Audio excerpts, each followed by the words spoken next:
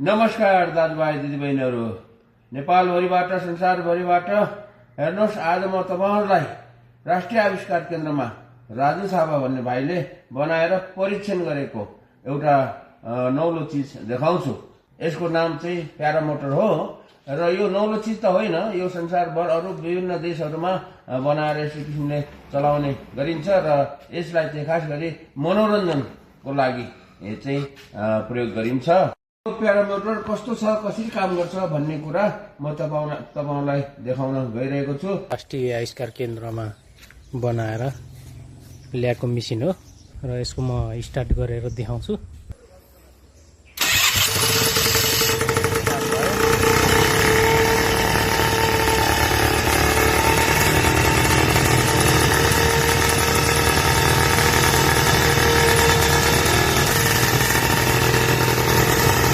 यो अर्को पहिला उडाएको यो पुरानो फ्रेम र अर्को मेसिन पनि यहाँ पनि छ र यसको चाहिँ इन्जिन ल्याएर यहाँ हाल्नुपर्ने भइरहेछ।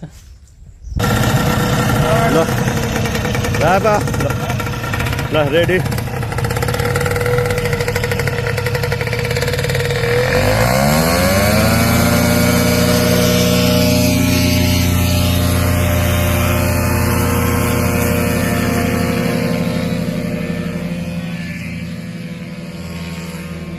सही ಹೊಡೆದಲ್ಲ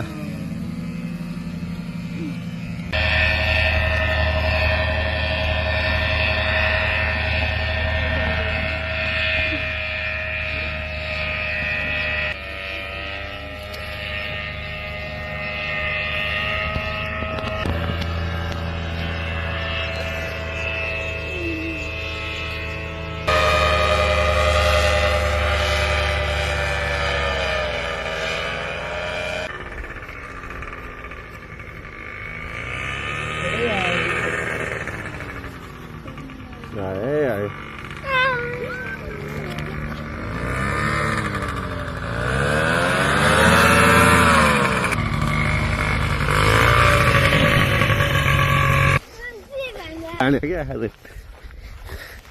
बाबालाई हल्का बाबालाई कस्तो फिल भइरहेछ।